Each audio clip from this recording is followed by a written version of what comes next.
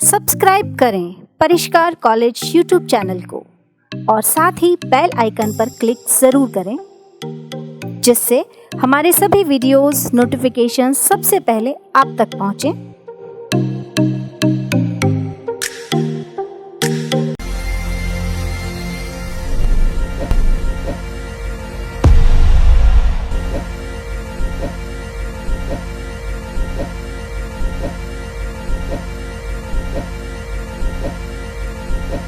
नमस्कार मित्रों, परिष्कार कॉलेज ऑफ ग्लोबल एक्सीलेंस की तरफ से मैं आकाश जैन एक बार फिर आज हम यहाँ बीएससी फाइनल ईयर में केमिस्ट्री का थर्ड पेपर फिजिकल केमिस्ट्री का 4th यूनिट प्रकाश रसायन शुरू करने जा रहे हैं।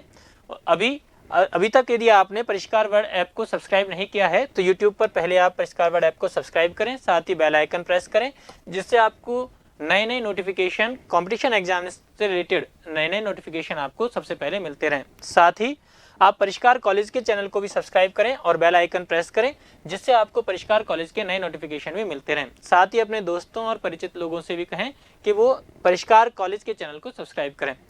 देखें तो पहले हम यूनिट नंबर 4 में क्या क्या सीखेंगे इस पाठ्यक्रम को देख लें। यूनिट नंबर 4 जिसमें हमारे चैप्टर का नाम है प्रकाश रसायन, इस चैप्टर में हम सीखेंगे सबसे पहले लैम्बर्ट-वियर का नियम क्या होता है। यह हमारी प्रकाश की अवशोषकता को बताएगा कि कोई दिया गया पदार्थ प्रकाश को किस प्रकार अवशोषित करता है और उसकी कितनी मात्रा को अवशोषित करता है। नेक्स्ट इसमें हम सीखेंगे प्रकाश रसायन के नियम कि प्रकाश रासायनिक अभिक्रियाएं किस तरीके से संपन्न होती हैं और कितनी संपन्न होती हैं। नेक्स्ट जेवलॉन्स की आरेख के बारे में हम सीखेंगे, जहां हम सीखेंगे कि जब किसी दिए गए पदार्थ पर हम प्रकाश आपतित करते हैं तो आपतित प्रकाश के कारण पदार्थ पर किस तरीके की रासायनिक या भौतिक अभिक्रियाएं यहां पर संपन्न हो सकती हैं। नेक्स्ट इसके बाद में हम रासायनिक अभिक्रिया के लिए क्वांटम दक्षता की बात करेंगे और लास्ट हम प्रकाश सुग्राही अभिक्रियाओं की बात करेंगे, यानी वे रासायनिक अभिक्रियाएं जो फोटोन की उपस्थिति में संपन्न होती हैं। तो आइए हम अपने चैप्टर को स्टार्ट करते हैं। इससे पहले आज जो हम पढ़ने वाले हैं वो किस तरीके से हमारे लिए इम्पोर्टेंट रहेगा, उसमें हम विश्वविद्यालय परीक्षाओं से जुड़े हुए संबंधित इंपॉर्टेंट प्रश्न देख लें।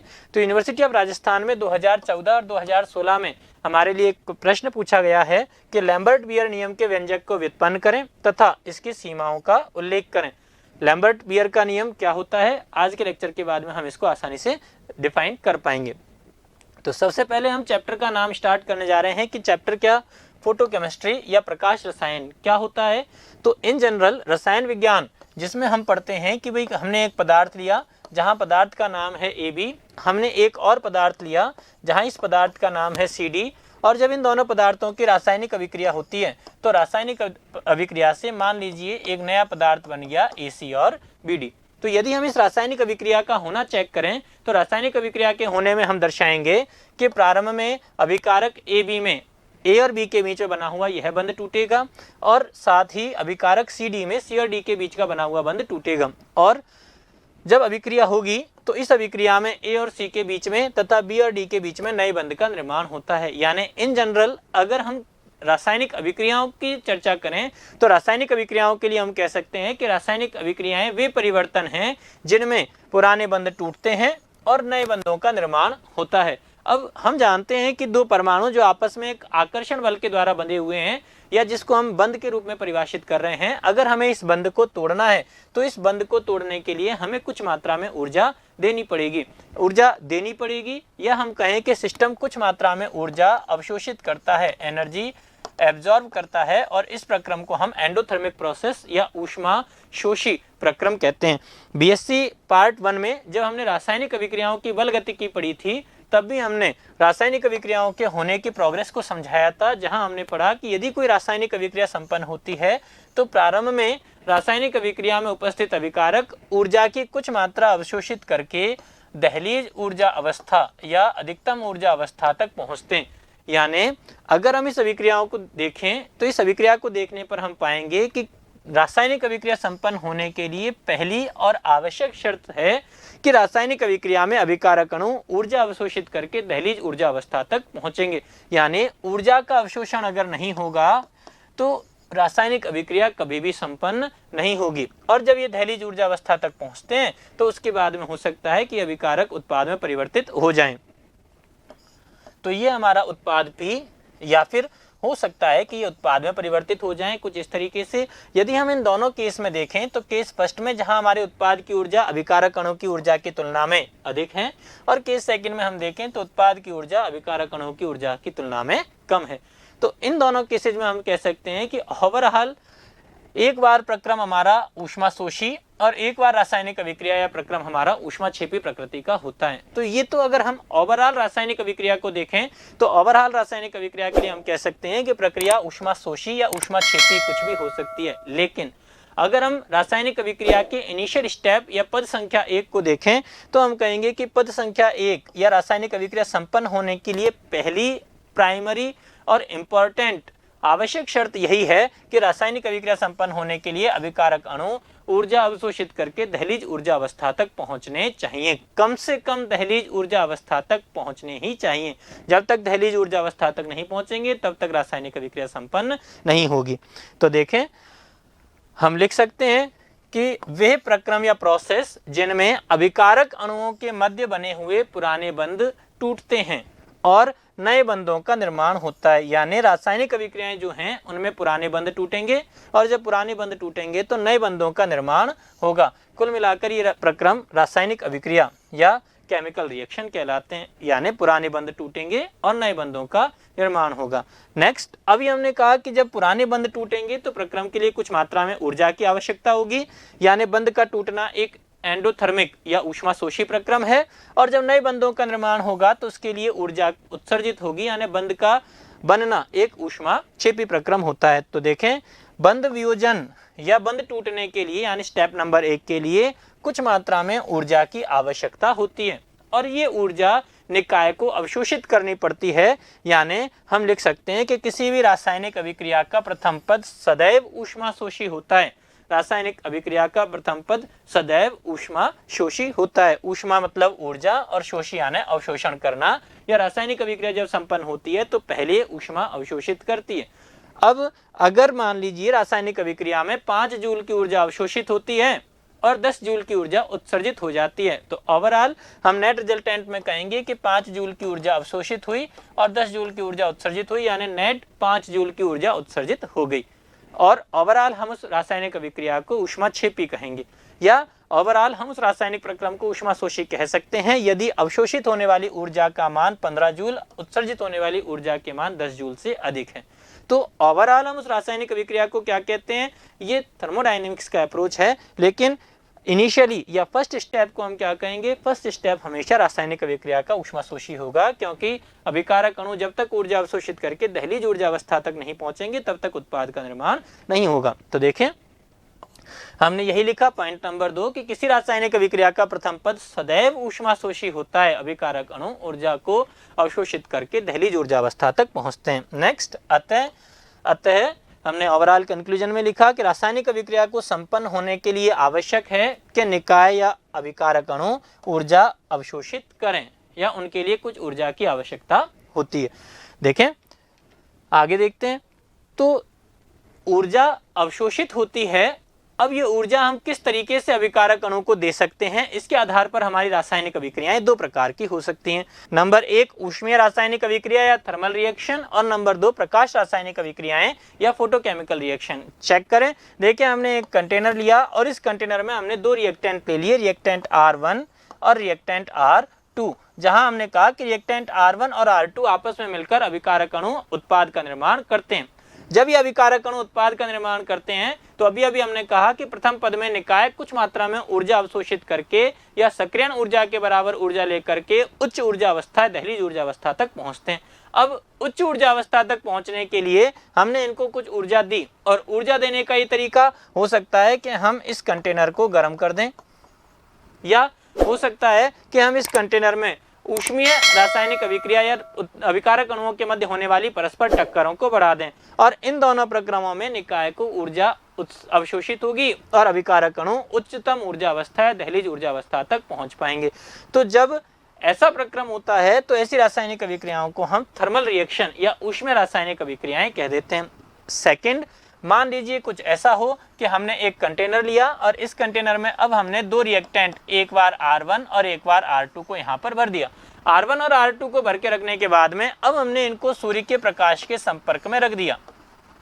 तो हम जानते हैं सूर्य का प्रकाश विद्युत चुंबकीय तरंगों से मिलकर बना हुआ, और ये विद्युत चुंबकीय तरंगे जो हैं कुछ ऊर्जा वाले कणों को यहाँ पर रखती हैं, और विद्युत चुंबकीय तरंगों की जो ऊर्जा है उसको हम फोटोन की ऊर्जा के रूप में कंटिन्यू करते हैं, जहां मैक्स प्लांक के क्वांटम सिद्धांत के अनुसार हम जानते हैं विद्युत चुंबकीय तरंग में एक फोटोन की ऊर्जा को हम E बराबर h से रिप्रेजेंट करते हैं। यानी हम मान सकते हैं कि मैक्स प्लांक के क्वांटम सिद्धांत के अनुसार विद्युत चुंबकीय तरंगों में ये छोटे छोटे ऊर्जा वाले कण यहाँ पर हमने रखे हुए हैं। तो जब ये न्यू आवृत्ति का फोटोन हम इस अभिकारक पर आपतित करते हैं तो इस न्यू आवृत्ति के फोटोन का अवशोषण करके ये अभिकारक अणु निम्नतम ऊर्जा अवस्था से उच्च ऊर्जा अवस्था तक पहुंच जाते हैं।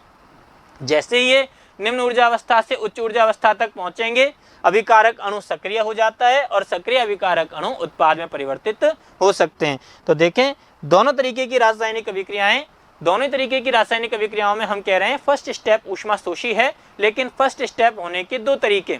नंबर एक, अभिकारक अणु प्रकाश के रूप में ऊर्जा अवशोषित कर रहा है। जब सूर्य का प्रकाश या फोटोन के रूप में ऊर्जा अवशोषित करेगा तो इस तरीके के प्रक्रम को हम प्रकाश रासायनिक अभिक्रियाएं कहते हैं। और नंबर दो, अभिकारक अणु ऊष्मीय ऊर्जा को ग्रहण करते हैं। जब अभिकारक अणु ऊष्मीय ऊर्जा को ग्रहण करेंगे या हीट के रूप में ऊर्जा को अवशोषित करेंगे तो इस तरीके की रासायनिक अभिक्रिया को हम थर्मल रिएक्शन कह देते हैं। जैसे जनरली हम अगर एग्जांपल लें तो नाइट्रोजन और हाइड्रोजन का मिलकर आपस में अमोनिया बनाना, यह एक ऊष्मीय रासायनिक अभिक्रिया है। या हम देखें NaOH और H2SO4 का आपस में मिलकर उदासीनीकरण अभिक्रिया, जहां पर Na2SO4 और जल का निर्माण होता है, यह भी एक ऊष्मा रासायनिक अभिक्रिया या डार्क रिएक्शन होती है। जबकि सूर्य के प्रकाश की उपस्थिति में प्रकाश संश्लेषण जहां हम जानते हैं हरे प्लांट्स का स्पेसिफिक फीचर होता है प्रकाश संश्लेषण, जो क्लोरोफिल की उपस्थिति में कार्बन डाइऑक्साइड और जल मिलकर के ग्लूकोज का अणु सिंथेसिस कर लेते हैं। तो प्रकाश संश्लेषण प्रकाश रासायनिक अभिक्रियाओं का एक बढ़िया एग्जाम्पल होता है। तो देखें दो तरीके की रासायनिक अभिक्रियाओं में हमने इसको डिस्ट्रीब्यूट कर दिया। नेक्स्ट अब इन दोनों में हम डिफरेंस देख लें कि क्या होती है ऊष्मीय रासायनिक अभिक्रियाएं और किसे कहते हैं फोटोकेमिकल रिएक्शन। चेक करें। नंबर एक, हमने कहा ऊष्मीय रासायनिक अभिक्रियाएं जो हैं उनमें ऊर्जा ऊष्मा ऊर्जा के रूप में अवशोषित होती है। यानी हम निकाय को गर्म करके या निकाय में अभिकारक अणुओं के मध्य परस्पर टक्कर बढ़ा करके एक दूसरे के कांटेक्ट से उनमें एनर्जी का ट्रांसफर कर सकते हैं। जबकि प्रकाश रासायनिक अभिक्रियाओं को अगर हम देखें तो यहाँ पर ऊर्जा प्रकाश के रूप में या फोटोन के रूप में अवशोषित होती है। सेकंड, इन रासायनिक अभिक्रियाओं के लिए सूर्य के प्रकाश की उपस्थिति आवश्यक नहीं है कि जब हम थर्मल रिएक्शन या डार्क अभिक्रियाओं की बात करते हैं तो इनके लिए सूर्य के प्रकाश की उपस्थिति आवश्यक नहीं है। यानी सूर्य का प्रकाश हो या नहीं हो, ये ऊष्मा अभिक्रियाएं एक समान रूप से संपन्न होंगी। लेकिन प्रकाश रासायनिक अभिक्रियाओं की एसेंशियल शर्त में हमने देखा कि जब तक सूर्य का प्रकाश नहीं होगा तब तक प्रकाश रासायनिक अभिक्रियाएं संपन्न नहीं होती। यानी सूर्य के प्रकाश की उपस्थिति आवश्यक है। जैसा कि हम एग्जाम्पल से देख लेते हैं, दिन के समय में जब सूर्य का प्रकाश लगेगा तभी हरे पादप प्रकाश संश्लेषण करने में सक्षम होते हैं, जबकि रात के समय में जब सूर्य का प्रकाश अनुपस्थित है तो हरे पादपों द्वारा प्रकाश संश्लेषण पॉसिबल नहीं होता। नेक्स्ट देखें अगला डिफरेंस, ताप बढ़ाने पर इन दी गई रासायनिक अभिक्रियाओं के अभिक्रिया वेग में वृद्धि होती है। थर्मल रिएक्शन के लिए हम लोगों ने पढ़ा कि जैसे जैसे हम ताप बढ़ाएंगे, गैसों के अणुगति सिद्धांत के अनुसार ताप बढ़ाने पर अभिकारक अणुओं की गतिज ऊर्जा का मान बढ़ जाएगा, क्योंकि गैस अणुओं की गतिज ऊर्जा केवल और केवल उनके परमताप का फलन होती है। जब गतिज ऊर्जा बढ़ेगी तो यहाँ से हम कहेंगे कि अभिकारक अणुओं का वेग बढ़ेगा। अभिकारक अणुओं का वेग बढ़ने पर परस्पर होने वाली टक्करों की संख्या बढ़ जाएगी और टक्कर की आवृत्ति बढ़ने पर उत्पाद बदलने की संभावना या अभिकारक अणुओं के उत्पाद में बदलने का जो प्रोबेबिलिटी है उसका मान बढ़ जाएगा, रासायनिक अभिक्रिया का वेग बढ़ जाता है। या हम इसको दूसरे तरीके से भी समझ सकते हैं, जैसा कि हमने कहा कोई रासायनिक अभिक्रिया संपन्न होती है तो अभिकारक अणु ऊर्जा अवशोषित करके ऊर्जा अवशोषित करके दहलीज ऊर्जा अवस्था तक पहुंचते हैं। और इस ऊर्जा अवशोषित कर जितनी ऊर्जा का मान इनको अवशोषित करना पड़ता है उसको हम क्या कह रहे हैं, सक्रियण ऊर्जा कह दे रहे हैं। जैसे जैसे हम ताप बढ़ाएंगे अभिकारक अणुओं की कुल ऊर्जा के मान में वृद्धि होती चली जाएगी। पहले अभिकारक अणु यहाँ थे तो अब अभिकारक अणु यहाँ, यहाँ या इससे भी ऊपर पहुंच जाएंगे। सक्रियण ऊर्जा का मान रिस्पेक्टिवली कम होता चला जाएगा और कम सक्रियण ऊर्जा अवशोषित करके अधिक अभिकारक अणु दहलीज ऊर्जा अवस्था तक पहुंचेंगे और फर्दर उत्पाद में परिवर्तित होते चले जाएंगे। नेक्स्ट, लेकिन प्रकाश रासायनिक अभिक्रियाओं को अगर हम देखें तो ताप बढ़ाने पर अभिक्रिया वेग पर कोई प्रभाव नहीं होता। क्यों नहीं होता? तो हमने कहा कि ताप से नहीं, सूर्य के प्रकाश से प्रभावित होती हैं। यदि हम प्रकाश लाएं या प्रकाश की आवृत्ति बढ़ाएं, जिसको अपन तीव्रता कहेंगे, तो प्रकाश की फोटोनों की संख्या या प्रकाश की आवृत्ति बढ़ाने पर अभिक्रिया का वेग बढ़ सकता है। नेक्स्ट, डेल्टा जी, जिसे हम गिब्स मुक्त ऊर्जा के रूप में डिफाइन करते हैं। जब ऊष्मीय रासायनिक अभिक्रियाओं के लिए डेल्टा जी का मान ऋणात्मक होता है तो हम कहेंगे प्रक्रम स्पॉन्टेनियस या स्वतः प्रवर्तित होता है, यानी रासायनिक अभिक्रिया अपने आप संपन्न हो जाएगी, उसके लिए हमें किसी बाह्य कार्य की आवश्यकता नहीं होती। लेकिन अगर हम फोटोकेमिकल रिएक्शन के लिए देखें तो इनके लिए डेल्टा जी का मान नेगेटिव या पॉजिटिव कुछ भी हो, कोई फर्क नहीं पड़ता। क्यों? क्योंकि रासायनिक अभिक्रियाएं केवल और केवल सूर्य के प्रकाश की उपस्थिति में संपन्न होंगी। अगर सूर्य का प्रकाश है तो चाहे डेल्टा जी का मान नेगेटिव हो चाहे डेल्टा जी का मान पॉजिटिव हो, रासायनिक अभिक्रिया अपने आप संपन्न हो जाएगी। नेक्स्ट, अगला देखें अंतर। उत्प्रेरक की उपस्थिति में हम अभिक्रिया का वेग बढ़ा सकते हैं। हम जानते हैं उत्प्रेरक रासायनिक अभिक्रिया में भाग लेने वाले वे पदार्थ हैं जो अभिक्रिया के वेग को परिवर्तित कर सकते हैं, आइदर बढ़ा देते हैं और घटा देते हैं, क्योंकि यह अभिक्रिया को एक अल्टरनेटिव पाथवे, एक चेंज रास्ते से ले जाते हैं। जिस रास्ते से रासायनिक अभिक्रिया संपन्न हो रही है उसके बजाय किसी दूसरे रास्ते से ले जा सकते हैं। जैसे अगर ये रासायनिक अभिक्रिया है जहां पर अभिकारक कार उत्पाद पी में बदलता है तो ये बिना उत्प्रेरक की उपस्थिति में, और यदि उत्प्रेरक है तो हो सकता है कि यह इसको पाथवे नंबर 2 से ऑपरेट करवा दे, जिसमें हम देख रहे हैं सक्रियण ऊर्जा का मान कम रह गया। और जब सक्रियण ऊर्जा का मान कम होगा तो रासायनिक अभिक्रिया के संपन्न होने की दर बढ़ जाएगी। तो उत्प्रेरक की उपस्थिति में अभिक्रिया का वेग बढ़ जाता है। और अगर हम प्रकाश रासायनिक अभिक्रियाओं के लिए देखें तो उत्प्रेरक का अभिक्रिया वेग पर कोई प्रभाव नहीं पड़ता। फिर से हम कहेंगे प्रकाश रासायनिक अभिक्रियाएं केवल और केवल प्रकाश की उपस्थिति से प्रभावित होती हैं। अगर डिजायर्ड फ्रीक्वेंसी का प्रकाश मिलेगा, इच्छित आवृत्ति का प्रकाश मिलेगा, तो ही रासायनिक अभिक्रियाएं संपन्न होंगी। जैसे कि हम जानते हैं प्रकाश संश्लेषण सूर्य के दृश्य प्रकाश की उपस्थिति में या फिर हम कहें नियर यूवी रेंज में संपन्न होता है। इसके अलावा किसी और रेंज का प्रकाश मिलेगा तो इसमें फोटोकेमिकल रिएक्शन संपन्न नहीं होती। नेक्स्ट, इनके लिए सक्रियण ऊर्जा का मान 10⁴ से 10⁵ किलो कैलोरी प्रति मोल होता है। सक्रियण ऊर्जा अभिकारक अणुओं को दहलीज ऊर्जा अवस्था तक पहुंचने के लिए आवश्यक ऊर्जा का मान है, जबकि प्रकाश रासायनिक अभिक्रियाओं के लिए कौन से विकिरण, या तो विजिबल रेंज जैसा कि हम जानते हैं 400 से लेकर 800 नैनोमीटर तक होता है, या near UV range. Near UV का मतलब जैसा हम इलेक्ट्रोमैग्नेटिक वेव्स का अगर फोटो देखें तो इलेक्ट्रोमैग्नेटिक वेव्स में हम जानते हैं कि अलग अलग आवृत्ति के आधार पर हम उनको अलग अलग सेक्शन में डिवाइड कर देते हैं। जैसे एक सेक्शन हमने लिया विजिबल रेंज का या दृश्य प्रकाश, जिस क्षेत्र को हम देख पाते हैं, जिसमें हमारे विवग्योर आता है, यानी 7 रंगों से बना हुआ प्रकाश। विजिबल से अगर हम अधिक आवृत्ति वाले प्रकाश की बात करें तो यह हमारा यूवी रीजन होता है। यूवी, वी यानी वायलेट, तो जो वायलेट के पास होगा वो यूवी होगा। और विजिबल से जस्ट पहले वाला रीजन या कम आवृत्ति और अधिक तरंगदैर्ध्य वाला रीजन है उसको अपन बोलते हैं इंफ्रारेड। रेड, तो जो रेड के पास होगा वो इंफ्रारेड होगा। और यहाँ से यहाँ तक आप जानते हैं विवग्योर हमारा होता है। तो इस यूवी में भी हम देख रहे हैं कि जैसे जैसे हम विजिबल से दूर जा रहे हैं फ्रीक्वेंसी, आवृत्ति का मान क्रमशः बढ़ता चला जा रहा है। तो वे फ्रीक्वेंसी जो विजिबल के पास में है उन फ्रीक्वेंसी को हम नियर यूवी रीजन में कहते हैं। तो प्रकाश रासायनिक अभिक्रियाओं के संपन्न होने के लिए आवश्यकता है नंबर 1 दृश्य प्रकाश की और नंबर 2 नियर यूवी रीजन की। तो ये हमारा फोटोकेमिकल रिएक्शन और डार्क रिएक्शन में डिफरेंस है। अगर एग्जांपल देखना चाहें तो हम लिख सकते हैं यहाँ H2 + Cl2 अंधेरे में 2HCl में, और अगर यही प्रकाश रासायनिक अभिक्रिया होती तो यहाँ हम लिखते हैं H2 + Cl2 और एरो के ऊपर यहाँ पर हमने HNu लिखा हुआ होता। तो H2 + Cl2 HNu की प्रेजेंस में HCl में कन्वर्ट हो जाते हैं। तो जब यहाँ फोटोन की उपस्थिति है या आपको यूवी विजिबल लाइट लिखकर दिया हुआ है तो हम पहचानेंगे कि दी गई रासायनिक अभिक्रिया प्रकाश रासायनिक अभिक्रिया होती है। नेक्स्ट देखें, अब हमने कहा कि जब कोई रासायनिक अभिक्रिया संपन्न हो रही है, रासायनिक अभिक्रिया संपन्न होने का मतलब हमने सूर्य का प्रकाश उस अभिकारक पर डाल दिया, तो इस सूर्य के प्रकाश की उस अभिकारक के साथ में किस प्रकार का इंटरेक्शन हो रही है एक बार हम चेक करें। तो देखें, हमने मान लीजिए कोई पदार्थ का विलयन लिया जिसमें हमने पदार्थ को उचित विलायक में घोलकर उसका विलयन बनाया हुआ है। तो जब हम इस पदार्थ पर I0 तीव्रता का प्रकाश आपतित करते हैं, आपतित मतलब हमने प्रकाश स्रोत से यह प्रकाश इस पदार्थ के विलयन पर डाला, तो 3 घटनाएं हो सकती हैं। नंबर 1, प्रकाश आया और टकराकर वापस उसी दिशा में और उसी माध्यम में लौट गया, इस घटना को हम बोलते हैं परावर्तन, और इस तरीके के प्रकाश को अपन बोलेंगे परावर्तित प्रकाश यानी रिफ्लेक्शन, REFLECTION, रिफ्लेक्शन। सेकंड, जब ये प्रकाश इस पदार्थ के अंदर जाता है तो इस प्रकाश का कुछ भाग उस पदार्थ के द्वारा अवशोषित हो जाता है और इस घटना को अपन बोलते हैं अवशोषण या एब्जॉर्प्शन, और प्रकाश के इस भाग को हम बोलेंगे अवशोषित प्रकाश, एब्जॉर्प्शन। नेक्स्ट, जब यह प्रकाश इस पदार्थ में से होकर बाहर निकलता है तो प्रकाश के इस भाग को अपन बोलते हैं पारगमित प्रकाश या ट्रांसमिटेड लाइट, और इस घटना को अपन बोलेंगे ट्रांसमिशन।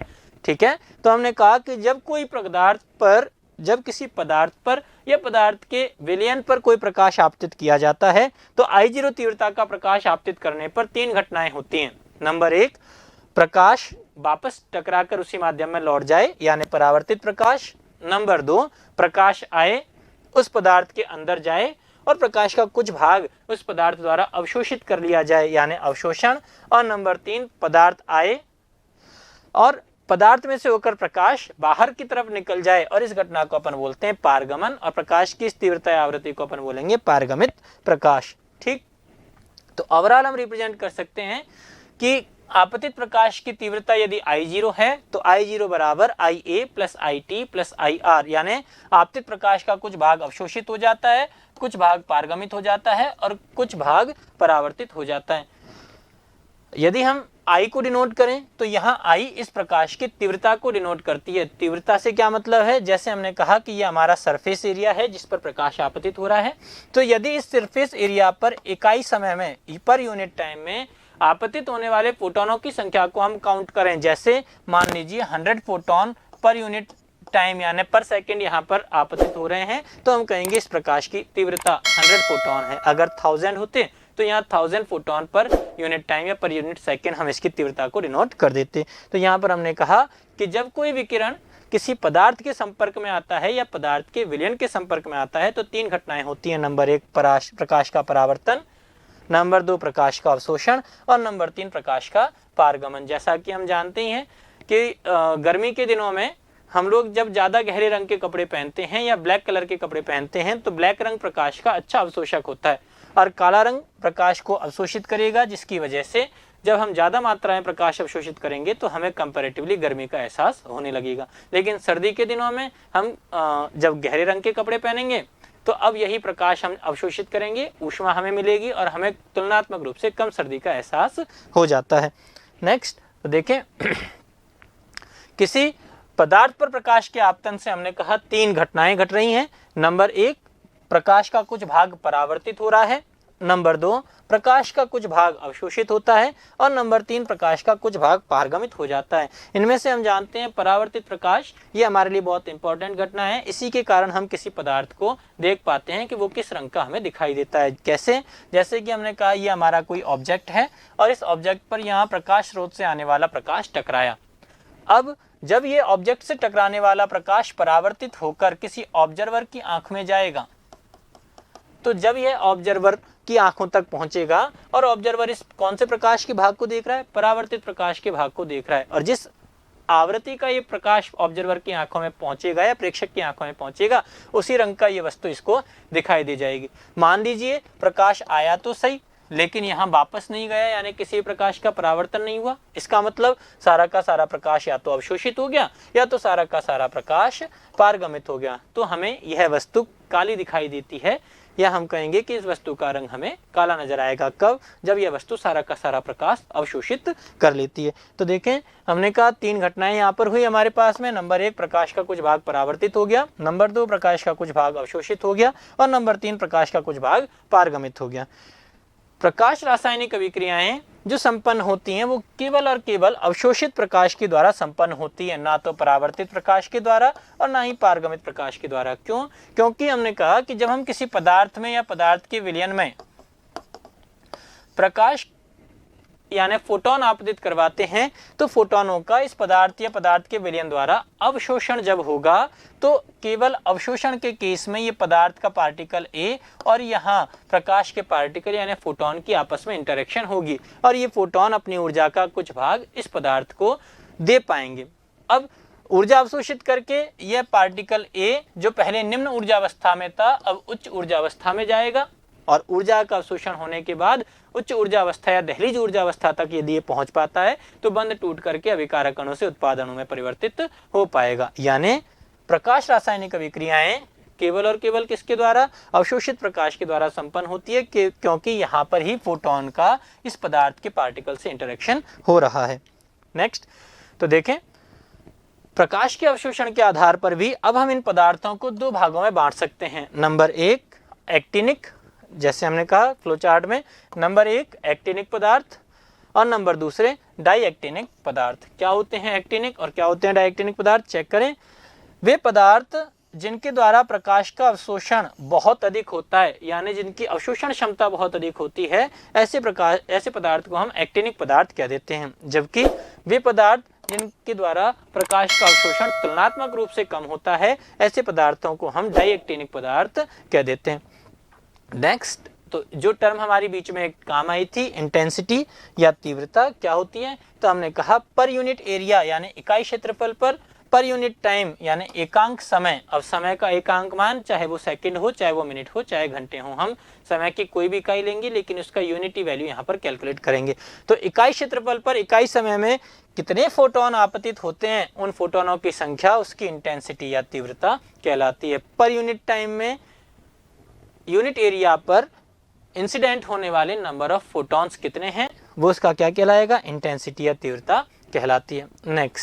नेक्स्ट हमारा हेडिंग है बियर लैम्बर्ट का नियम। बहुत ही इंपॉर्टेंट टॉपिक है ये, हमारे ऑर्गेनिक में और फिजिकल में दोनों में हमारे काम आएगा। ऑर्गेनिक में जहाँ पर आपने बीएससी सेकेंड ईयर में इसको पढ़ा होगा जब हमने यूवी और आईआर पढ़ा है, लेकिन फिजिकल में अब हम यहाँ पर देखेंगे कि प्रकाश का कितना भाग पदार्थ के द्वारा अवशोषित किया जा रहा है। तो यहाँ देखें, बियर और लैम्बर्ट 2 अलग अलग साइंटिस्ट हैं जिनमें एक हमारा बियर और दूसरा हमारा लैम्बर्ट। पहले लैम्बर्ट ने नियम दिया और उसके बाद में बियर ने नियम दिया और दोनों को मिलाकर के हम बाद में बियर लैम्बर्ट का नियम पढ़ देते हैं। क्या कहा था? तो इन्होंने कहा कि जब हम किसी पदार्थ पर कोई प्रकाश आपतित करते हैं तो जैसा कि अभी हमने देखा कि ये हमारे पास में मान लीजिए पदार्थ का एक विलयन है, ये हमारे पास में पदार्थ का एक विलयन है और इस पर हमने प्रकाश की कुछ भाग आपतित किया यानी I0। तो प्रकाश का कुछ भाग आपतित किया तो IT तीव्रता का प्रकाश पदार्थ से पारगमित हो जाता है। तो लैम्बर्ट और बियर ने इस पारगमित प्रकाश की तीव्रता को आपतित प्रकाश की तीव्रता के साथ तुलना करने पर पाया, कुछ ऑब्जर्वेशन देके, और उस ऑब्जर्वेशन के बेसिस पर इन्होंने एक नियम सुझाया जिसको अपन लैम्बर्ट बियर का नियम कह देते हैं।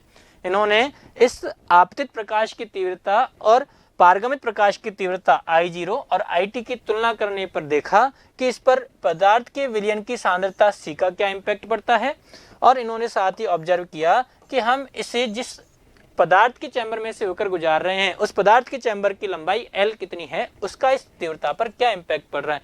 इन दोनों के इम्पैक्ट का अध्ययन बियर और लैम्बर्ट ने किया। इसी के आधार पर हम इसको लैम्बर्ट बियर का नियम या बियर लैम्बर्ट का नियम कह देते हैं। तो सबसे पहले हमारा है लैम्बर्ट का नियम। लैम्बर्ट का नियम 1760 ईस्वी में लैम्बर्ट के द्वारा दिया गया, यानी पहले जो साइंटिस्ट थे जिन्होंने नियम दिया था वो हमारे लैम्बर्ट हैं।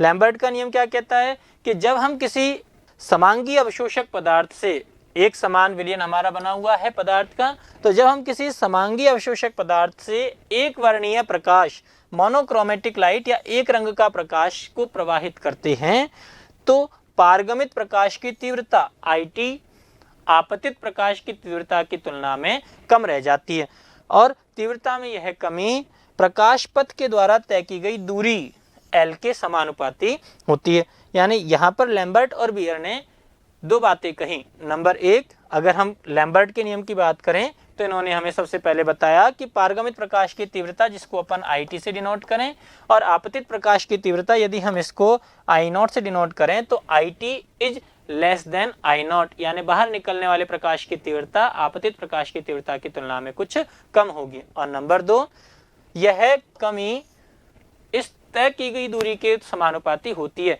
कितनी दूरी यह प्रकाश इस विलयन में तय करता है, चेक करें। तो देखें, जैसे कि हमने ये एक पदार्थ का विलयन ले लिया जहां पर हमारे पास में C सांद्रता का ये पदार्थ का विलयन बना हुआ है और इस C सांद्रता के पदार्थ के विलयन में हमने I0 तीव्रता का प्रकाश आपतित कर दिया। जब हम इसमें I0 तीव्रता का प्रकाश आपतित करेंगे और 1 सेकंड के लिए हमने मान लिया कि पारगमित होने वाले प्रकाश IT और अवशोषित होने वाले प्रकाश IA की तुलना में परावर्तित होने वाले प्रकाश की वैल्यू बहुत कम है या शून्य के टेंस टू है या शून्य के लगभग बराबर है, तो हम यहाँ पर कहेंगे यदि हम परावर्तित होने वाले प्रकाश को कंसीडर नहीं करें तो आपतित होने वाले प्रकाश की तीव्रता I0 और पारगमित होने वाले प्रकाश की तीव्रता की अगर हम तुलना करें तो I0 is always greater than IT, यानी आपतित प्रकाश की तीव्रता पारगमित प्रकाश की तीव्रता की तुलना में हमेशा अधिक होती है। कौन? आपतित प्रकाश की तीव्रता। तीव्रता का मतलब अभी हमने कहा नंबर ऑफ फोटॉन्स ज्यादा होते हैं। यहाँ पर मान लीजिए अगर 100 फोटोन पर यूनिट टाइम पर इंसिडेंट हो रहे हैं तो यहाँ से निकलने वाले फोटोनों की संख्या लेस देन 100, आइदर 90, 95, 80 कुछ भी हो सकता है, लेकिन लेस देन 100 होगा। तो ये बाकी के 10 फोटोन कहाँ गए? ये 10 फोटोन जो हैं वो इस पदार्थ के द्वारा अवशोषित कर लिए जाते हैं।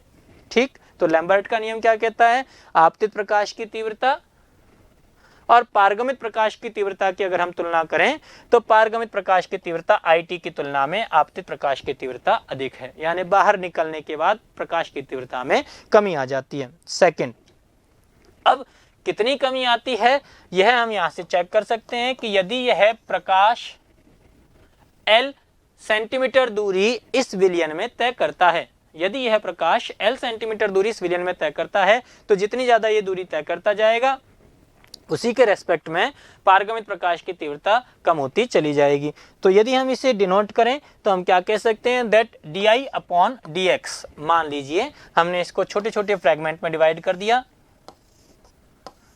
छोटे छोटे सेगमेंट में या फ्रेगमेंट में हमने इसको डिवाइड कर दिया और हम इस छोटे छोटे फ्रेगमेंट में चेंज इन इंटेंसिटी ऑब्जर्व कर रहे हैं। तो यहाँ पर हमने लिख दिया X, यानी इन छोटे से फ्रेगमेंट या डिस्टेंस के साथ में DX, तो X के साथ में इंटेंसिटी I में होने वाला परिवर्तन that is DI upon DX। लेकिन चूंकि यह परिवर्तन ऋणात्मक है, अभी हमने कहा कि तीव्रता में कमी आ रही है, तो DI अपॉन DX ये समानुपाती होता है आपतित प्रकाश की तीव्रता की। आपतित प्रकाश की तीव्रता कितनी है उसके समानुपाती होगा। तो यहाँ हम लिख सकते हैं minus DI upon DX that proportional to I0। ठीक, जहां माइनस का चिन्ह क्या डिनोट करता है? यह दर्शाता है कि पारगमित प्रकाश की तीव्रता आपतित प्रकाश की तीव्रता की तुलना में कम है। यदि हम प्रोपोर्शनल का चिन्ह हटाएं तो एक कांस्टेंट लगा देते हैं, तो हमने यहाँ पर एक समानुपाती नियतांक इंड्यूस कर दिया दैट इज के। हमारे पास हो गया minus DI upon DX is equals to K I0। I0 क्या है? यहाँ आपतित प्रकाश की तीव्रता को रिप्रेजेंट कर रहा है। नेक्स्ट, यदि हम I0 वाली टर्म को I के साथ में ले जाएं तो हमारे पास में हो गया that minus of DI upon I0 is equals to K dot DX, जहाँ I0 आपतित प्रकाश की तीव्रता, DI तीव्रता में होने वाला परिवर्तन नेगेटिव साइन रिप्रेजेंट कर रहा है कमी को, और K समानुपाती नियतांक और DX दूरी का एक फ्रैक्शनल वैल्यू छोटा छोटा सा मान है। तो ओवरऑल जब यह L सेंटीमीटर की दूरी यहाँ पर तय करेगा तो पारगमित प्रकाश की तीव्रता कितनी होगी, इसको हम कैसे निकालेंगे? तो हमने जो छोटे छोटे सेगमेंट अभी बनाए हैं यानी अवकलन किया है उन सभी को हम 0 से लेकर L सेंटीमीटर तक समाकलन कर देते हैं। तो देखें नेक्स्ट स्टेप में हमने इसका समाकलन कर दिया। हमारे पास क्या हुआ? Minus of DI upon I0, कहां से समाकलन किया?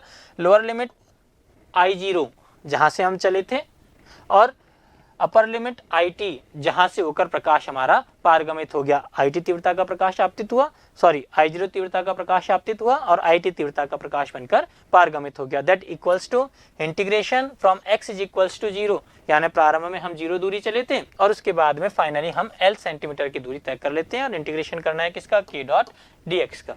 ठीक, तो ये हमारे पास में अगर हम इंटीग्रेशन करें तो यहाँ पर है हमारे पास में 1/x dx। जब हम 1/x का इंटीग्रेशन करते हैं तो ये कितना होता है, ये हमारा हो जाता है log of natural number x, यानी log बेस e x। तो इसको हम लिख सकते हैं कुछ इस तरीके से, माइनस log IT पहले upper limit upon lower limit I0, या फिर इसको अगर आप लिखेंगे तो log I और इसके बाद में फिर अपन लिमिट लगाएंगे IT और I0 और पहले ऊपर वाली लिमिट माइनस करके नीचे वाली लिमिट, जिसको अपन कुछ इस तरीके से लिख पाएंगे log E IT upon I0 बराबर k इंटू एल। कैसे देखें, चेक करें, हमने जैसे यहाँ पर 1/x dx का इंटीग्रेशन किया तो इसका इंटीग्रेशन करेंगे तो हमारे पास में आएगा log x integration lower limit यानी a1 और यहाँ अपर लिमिट b। तो जब हम इसको सॉल्व करेंगे तो पहले हम लिखेंगे log b यानी upper limit minus log a यानी लोअर लिमिट, और log b minus log a, ये हम log के फॉर्मूले के अकॉर्डिंग जानते हैं, हमारे पास में होता है log b अपॉन a। ठीक, तो ऐसे ही हम जब इसको एक्सटेंड करेंगे तो हमारे पास आ जाएगा log IT अपॉन I0 और माइनस का साइन तो यहाँ पर पहले से लगा हुआ है, तो minus log E IT upon I0 that is equals to k into L.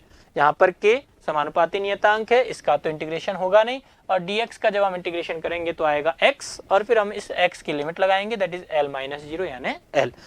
तो हम इसको लिख सकते हैं, देखें यहाँ पर ये कन्वर्जन भी हमारा इंपॉर्टेंट है। किस तरीके से आया, जैसा कि हम जानते हैं, देखें 10 की घात 2 जब हम इसको रिप्रेजेंट करें तो हमारे पास कितना होता है, दैट इज 100। अगर हम इसको log में लिखें तो log के फॉर्म में हम इसको रिप्रेजेंट करते हैं कुछ ऐसा, ये देखें log, ये इसका बेस 10, ये इसका magnitude 100 that equals to its power कितनी है, 2। यानी अगर हमें log के फॉर्म में कभी ऐसा लिखा हुआ मिल जाए तो हम इसको पावर के फॉर्म में इस तरीके से रिप्रेजेंट कर सकते हैं, log base 10 magnitude 100 is equals to power 2। तो ऐसा ही जैसा यहाँ पर हमें लिखा हुआ मिला हुआ है, क्या, log E IT upon I0 KL। यदि हम इसको पावर की टर्म में रिप्रेजेंट करें या पावर के फॉर्म में रिप्रेजेंट करें तो कैसे कहेंगे, ये देखिए हमारा बेस E, यहाँ पर हमारा बेस क्या था, 10, तो 10 को हम यहाँ पर लिख रहे हैं, तो ऐसे ही हम यहाँ पर लिखेंगे E की पावर KL बराबर में क्या है, पावर। तो देखें 10 100 और यहाँ पर ये क्या है, पावर, तो E की power KL is equals to हमारे पास में क्या हो गया, IT अपॉन I0 और ये हमारा नेगेटिव साइन, यस। तो ये हमारे पास में है that E to the power KL is equals to minus IT upon I0, या फिर हमने इसको रिप्रेजेंट कर दिया दैट IT अपॉन I0 बराबर E to the power minus KL। ठीक, और अगर हम केवल और केवल पारगमित प्रकाश की वैल्यू निकालना चाहें तो हम इसको लिख सकते हैं IT बराबर क्रॉस मल्टीप्लाई करेंगे I0 e to the power minus KL, जहाँ I0 आपतित प्रकाश की तीव्रता, IT पारगमित प्रकाश की तीव्रता, K समानुपाती नियतांक और L प्रकाश पथ के द्वारा विलयन में तय की गई दूरी को रिप्रेजेंट करता है। और ये हमारा लैम्बर्ट का नियम, देखो याद करने का तरीका बहुत आसान, लैम्बर्ट और लंबाई, यानी लैम्बर्ट ने लंबाई के साथ, लंबाई का मतलब प्रकाश पथ के द्वारा विलयन में तय की गई दूरी के साथ तीव्रता का संबंध डिनोट किया था, क्या, that is IT is equals to I0 e to the power minus KL। Next देखें, आगे बढ़े, अब हम पढ़ें बियर का नियम। केवल बियर नामक वैज्ञानिक ने दिया था इसलिए बियर का नियम, बाद में हमने लैम्बर्ट के नियम में बियर का नियम जोड़ दिया, इसलिए लैम्बर्ट बियर का नियम या बियर लैम्बर्ट का नियम क्या होता है। तो देखें स्टेटमेंट सेम रहेगा, केवल एक करेक्शन यहाँ पर हुआ, क्या, कि जब किसी एक वर्णीय प्रकाश, वही मोनोक्रोमेटिक लाइट, के किरण पुंज को अवशोषक पदार्थ के विलयन में से हम गुजारते हैं, तो पारगमित प्रकाश जो बाहर निकल रहा है उसकी तीव्रता में दूरी के साथ कमी आती है। पहले भी हमने ऑब्जर्व किया था that IT is less than I0, पारगमित प्रकाश की तीव्रता आपतित प्रकाश की तीव्रता की तुलना में कम होती है, और यह कमी आपतित प्रकाश की तीव्रता I नॉट के साथ साथ विलयन की सांद्रता C के भी समानुपाती होती है। तो यही बीयर के नियम में एक चेंज है। क्या कि वहां पर हमने लिखा था दूरी के साथ यह कमी केवल और केवल आपतित प्रकाश की तीव्रता I नॉट के समानुपाती है, लेकिन बीयर ने कहा नहीं, आपतित प्रकाश की तीव्रता I नॉट के समानुपाती तो है, साथ में इस विलयन की सांद्रता C पर भी निर्भर करती है, तो I नॉट इंटू C के समानुपाती होती है। तो देखें हम रिप्रेजेंट कर सकते हैं, so minus of D I upon D X that is proportional to I naught आपतित प्रकाश की तीव्रता इंटू C विलयन की सांद्रता। जब प्रोपोर्शनल का चिन्ह हटाएंगे तो एक कांस्टेंट लगाएंगे, पहले की बार हमने k लगाया था, अब क्या हमने कह दिया दैट k डैश, तो minus D I upon D X is equals to k dash into I naught into C। और जब हम I को डी आई की टर्म के साथ में ले जाएं तो फिर से हमारे पास हो जाएगा minus of D I upon I k dash C into x, जहां नेगेटिव साइन फिर से रिप्रेजेंट कर रहा है कि तीव्रता में दूरी के साथ कमी आती है। नेक्स्ट, तो देखें अगर हम इस इक्वेशन का समाकलन करें, वही लिमिट हम लगाएंगे minus of D I upon I that is limit from I naught to IT is equals to k dash into C into D X, limit from x is equals to 0 to x is equals to L। Solve करेंगे हमारे पास फिर से आएगा log e IT upon I naught equals to k dash C L। जब हम इस log base e को log बेस 10 में कन्वर्ट करते हैं, जब log बेस e इसको हम log बेस 10 में कन्वर्ट करते हैं, तो यहाँ log बेस e को log 10 में कन्वर्ट करने के लिए हम 2.303 से मल्टीप्लाई कर देते हैं। तो यहाँ पर हम इसको अगर 2.303 से मल्टीप्लाई करें तो यहाँ पर हमारे पास क्या हो जाएगा दैट 2.303 log 10, और फिर इस 2.303 को अगर हम बटे में ले जाएं तो हमारे पास में इक्वेशन आ जाएगी log 10 IT upon I not is equals to minus of k dash upon 2.303 C into L, जहाँ पर L प्रकाश पथ की लंबाई, C सांद्रता k डैश अपॉन 2.303। यदि हम इसकी जगह एक नया कांस्टेंट एप्सिलॉन रेज करें तो हम इसको लिख सकते हैं log 10 IT upon I not is equals to epsilon CL। ये एप्सिलॉन का अपना साइन है। यहाँ log IT upon I not इसको हम अवशोषकता या A के द्वारा भी रिप्रेजेंट करते हैं। तो देखें A अवशोषकता, log IT यह पारगमित प्रकाश की तीव्रता, I नॉट यह आपतित प्रकाश की तीव्रता, L प्रकाश पथ की लंबाई, C विलयन की सांद्रता, और एप्सिलॉन एक नियतांक है जिसका मान कितना हमने लिखा है minus of k dash upon 2.303। तो देखें तो यहाँ A एक मात्रकहीन राशि है जिसको हम बोलते हैं अवशोषकता। जैसा कि हमने देखा A बराबर हमारे पास था log base 10 IT upon I not, और IT यानी पारगमित प्रकाश की तीव्रता और I नॉट यानी आपतित प्रकाश की तीव्रता, तीव्रता से तीव्रता कैंसिल होगा, एक मात्रक विहीन राशि हमारे पास में आ जाएगी। सेकंड एप्सिलॉन, इसको हम लिख सकते हैं that is A upon CL। कैसे, पीछे हमारे पास में देखो फॉर्मूला था log base 10 IT upon I not बराबर एप्सिलॉन CL, जहाँ एप्सिलॉन का वैल्यू हमने क्या लिखा था that minus of k dash upon 2.303। तो अगर हम एप्सिलॉन इसको रिप्रेजेंट करें तो इसको अपन कहते हैं मोलर विलोप गुणांक, या वैल्यू अगर रिप्रेजेंट करें तो हमारे पास में कितनी है minus of k dash upon 2.303।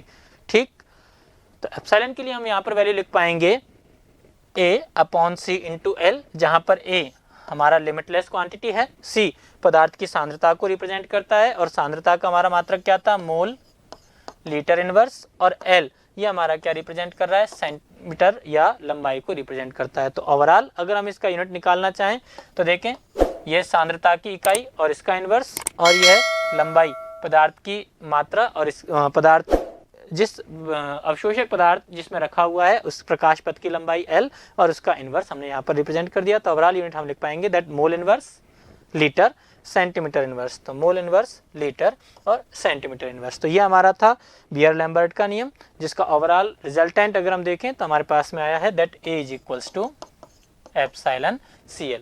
यदि अवशोषकता और पदार्थ की सांद्रता के बीच में अगर हम वक्र खींचना चाहें तो रिलेशन हमारे पास में है A is equals to epsilon CL। यदि हम इस रिलेशन की तुलना करें सरल रेखा के समीकरण y is equals to mx plus c से, तो यहाँ हम देखें mx प्लस c में जो प्लस वाली टर्म है यानी 0, तो हम कहेंगे कि y और x कोऑर्डिनेट के बीच में जब ग्राफ खींचा जाए तो x बराबर 0 पर जो y का मान होगा उसको अपन अंतःखंड या c के द्वारा रिप्रेजेंट करते हैं और यहाँ पर अंतःखंड का वैल्यू कितना है, ऊपर वाले समीकरण से तुलना करें तो वैल्यू हमारा आएगा 0। ठीक, नेक्स्ट x कोऑर्डिनेट के साथ में गुणा होने वाली जो भी क्वांटिटी है वो उस वक्र के ढाल को रिप्रेजेंट करती है। तो यदि हम सांद्रता के साथ में रिप्रेजेंट करें तो सांद्रता के अलावा जो एप्सिलॉन इंटू एल है वो है इस वक्र के ढाल को रिप्रेजेंट करेगा। तो अगर हम x एक्सिस पर लें सांद्रता को और y एक्सिस पर लें अवशोषकता को और ग्राफ खींचें तो ग्राफ मूल बिंदु से प्रारंभ होती हुई सरल रेखा होती है। मूल बिंदु से क्यों? क्योंकि अंतःखंड का वैल्यू कितना है 0, जिसका ढाल tan थीटा अगर हम निकालना चाहें तो ये ढाल किसको रिप्रेजेंट करेगा, एप्सिलॉन इंटू एल को रिप्रेजेंट करेगा। नेक्स्ट देखें लैम्बर्ट-वियर नियम की सीमाएं क्या होती हैं, तो चेक करें। लैम्बर्ट-वियर नियम की सीमाएं, नंबर 1 हमने कहा आपतित प्रकाश मोनोक्रोमेटिक होना चाहिए, यानी केवल तभी यह लैम्बर्ट-वियर का नियम अपना अप्लाई होगा जब यह आपतित प्रकाश एक वर्णीय होगा। अगर आपतित प्रकाश एक वर्णीय नहीं है तो लैम्बर्ट-वियर का नियम अप्लाई नहीं होगा। नंबर 2 विलयन तनु होना चाहिए, यानी जैसे ही विलयन में हम विलेय पदार्थ की मात्रा बढ़ाते चले जाएंगे विलयन की सांद्रता बढ़ती चली जाएगी। लैम्बर्ट-वियर नियम से हमें डेविएशन या विचलन देखने को मिल जाएगा। लैम्बर्ट-वियर का नियम केवल और केवल तनु विलयनों के लिए लागू होता है और तनु में भी हम प्रैक्टिकली जिन विलयनों का यहाँ पर अध्ययन करते हैं, देखिए बीएससी फाइनल ईयर का हमारा प्रैक्टिकल भी है लैम्बर्ट-वियर नियम से एसोसिएटेड। तो जब हम प्रैक्टिकली इन विलयनों का अध्ययन करते हैं तो वहाँ पर हम बहुत कम सांद्रता अराउंड 0.001 m सांद्रता वाला रंगीन विलयन, पोटेशियम डाइक्रोमेट का विलयन या पोटेशियम परमैंगनेट का विलयन यहाँ पर काम में लेते हैं। तो विलयन अत्यंत तनु होना चाहिए या विलयन की सांद्रता कम होनी चाहिए। नेक्स्ट प्रैक्टिकल के दौरान जब भी हम प्रैक्टिकल कर रहे हैं लैम्बर्ट-वियर का नियम एसोसिएट कर रहे हैं तब टेम्परेचर कांस्टेंट रहना चाहिए, टेम्परेचर में कोई परिवर्तन नहीं आना चाहिए। अगर टेम्परेचर वेरिएबल होगा तो कोई ना कोई रासायनिक अभिक्रिया वहां विलयन में संपन्न होगी और रासायनिक अभिक्रिया संपन्न होने के कारण पदार्थ की अवशोषकता का मान परिवर्तित हो सकता है।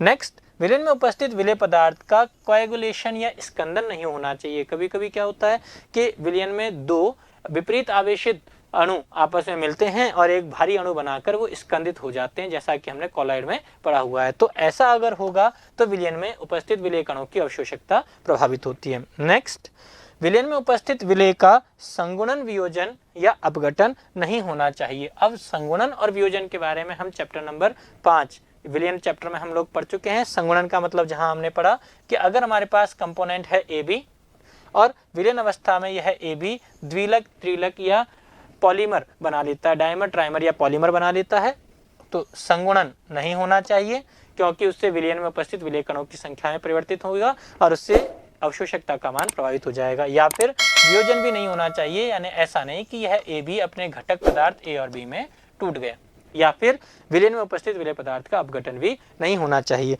तो अगर ये सभी बातें फॉलो होती हैं तो हमें बीयर-लैम्बर्ट का नियम का एक बढ़िया और आसान सा ग्राफ हमें यहाँ पर प्राप्त हो जाता है। जैसा कि हमने देखा A को हम अगर C के साथ में प्लॉट करें तो सरल रेखा हमें प्राप्त हो जाएगी जो मूल बिंदु से प्रारंभ होती है और ये ग्राफ हमारे प्रैक्टिकल में इस साल है। तो ये आज का हमारा लेक्चर था जिसमें हमने सीखा कि लैम्बर्ट-वियर नियम क्या होता है, लैम्बर्ट-वियर नियम की सीमाएं क्या होती हैं। साथ ही हमने सीखा कि प्रकाश रसायन किसे कहते हैं और प्रकाश रासायनिक अभिक्रियाएं और ऊष्मा अभिक्रियाओं में क्या अंतर है। एक 2 नंबर का शॉर्ट नोट आपसे पूछा जा सकता है, प्रकाश रासायनिक अभिक्रियाएं और ऊष्मीय रासायनिक अभिक्रियाओं में क्या अंतर है। साथ ही बीयर-लैम्बर्ट का नियम एक बड़ा क्वेश्चन 4 नंबर का क्वेश्चन आपसे पूछा जा सकता है जिसमें आपको बीयर-लैम्बर्ट का नियम और उसकी सीमाएं लिखनी होती हैं। तो उम्मीद है कि आपको ये टॉपिक समझ में आया होगा। अगर अभी तक आपने परिष्कार वर्ल्ड का चैनल सब्सक्राइब नहीं किया है तो आप इसे एक बार सब्सक्राइब करें, साथ ही बेल आइकन प्रेस करें जिससे आपको नए नए नोटिफिकेशन कंपटीशन से रिलेटेड सबसे पहले मिलते रहें। साथ ही परिष्कार कॉलेज के बेल आइकन को भी प्रेस करें और परिष्कार कॉलेज को सब्सक्राइब करें। साथ ही अपने रिलेटिव्स और फ्रेंड्स को भी बताएं कि वो भी परिष्कार कॉलेज के नोटिफिकेशन को अपने शेयर करें, जिससे आपको कॉलेज के नए नए नोटिफिकेशन भी मिलते रहें।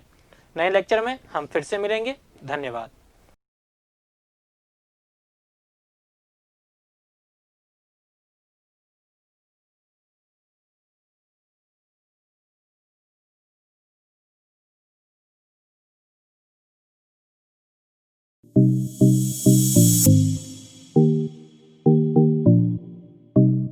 सब्सक्राइब करें परिष्कार कॉलेज यूट्यूब चैनल को और साथ ही बेल आइकन पर क्लिक जरूर करें जिससे हमारे सभी वीडियोस नोटिफिकेशन सबसे पहले आप तक पहुंचे।